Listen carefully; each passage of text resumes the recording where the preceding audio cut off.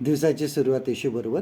आपल्याकडे म्हणी ज्या असतात त्या बोलण्याची खूप प्रथा आहे आणि आपण ते नेहमी बोलतो. असं काहीतरी परिस्थिती आली किंवा कुठली अशी सिच्युएशन आली की आपण पटकन म्हणीचा वापर करतो. ती म्हण आपण म्हणतो. म्हणजे कधीकधी आपण म्हणतो की आगीतून फोफाट्यात गेला किंवा आसमान से गिरे और खजूर में अटके. कधीकधी आपण म्हणतो बाप तसा पोरगा, नाही का. अडला हरी गाढवाचे पाय धरी.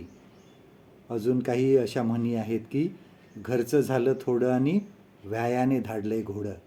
आणि अशा म्हणी आपल्या जीवनामध्ये आणि आपल्या समाजामध्ये पुष्कळ प्रचलित आहे आणि त्याचा उपयोग आपण त्या परिस्थितीनुसार करतो.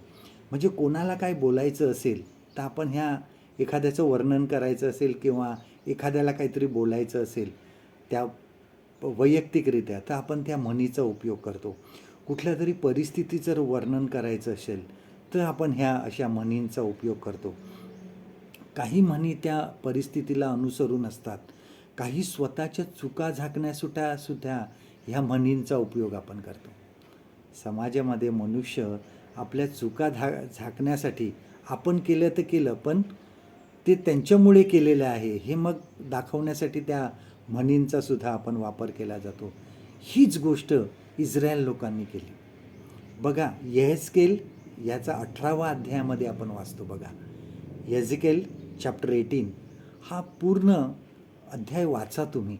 त्यामध्ये यहेजकेल जो आहे हा इस्रायल लोकांना त्या गुलामगिरीतून बाहेर काढण्याचा प्रयत्न करत होता.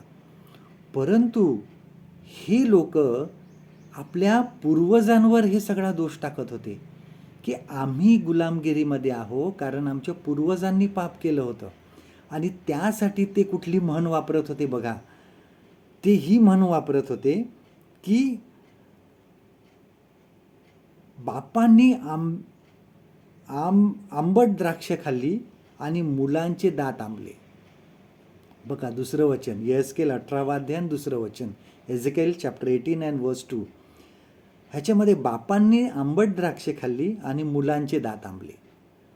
ही म्हण ती गुलामगिरी जी आलेली आहे ती आपला दोष आहे तो पूर्वजांवर ते टाकण्यासाठी हे करत आहे.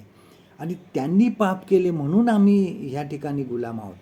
पण देवाने यहेजकेलला सांगितलं, लोकांना सांग ही म्हण वापरत जाऊ नका. परमेश्वराने त्याला सांगितलं. लोक सांगत होती आम्ही का पश्चाताप करावा, हे सगळं पाप आमच्या पूर्वजांचं आहे. म्हणून देवाने त्यांना सांगितलं की ही म्हण पुढे वापरायची नाही. यापुढे प्रत्येकजण आपल्या पापाबद्दल आणि आपल्या चुकांबद्दल जबाबदार असतो. कुठल्याही व्यक्तीला कुठल्याही परिस्थितीला दोष देऊ नका. आपण त्याला जबाबदार असतो. कारण परमेश्वर, बघा, परमेश्वर म्हणतो की जो जीवात्मा पाप करेल तो मरेल. पण ह्यापुढेही परमेश्वर काय म्हणतो की जो माझ्या मार्गाने चालतो तो वाचेल. याचा अर्थ मनुष्य स्वतःच्या कर्मांनी मरत असतो. स्वतःच्या कर्मांनी तो खड्ड्यात पडत असतो. स्वतःच्या कर्मांनी तो संकटात सापडत असतो. आजच्या म्हणी आमच्या जीवनामध्ये ज्या आहेत ह्या चांगल्या आहेत, ह्या सर्व आम्ही वापरतो, परंतु त्याचा उपयोग आपल्या चुका झाकण्यासाठी करू नका. आजचं देवाचं वचन आपल्यासाठी हे आहे, यहेजकेल याचा 18वा अध्याय 9वं वचन, यहेजकेल चॅप्टर 18 and verse 9.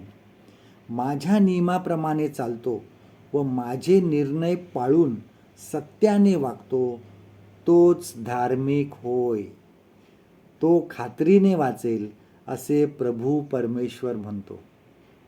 परमेश्वर करो आजचा दिवस तुमचा आशीर्वादित करो.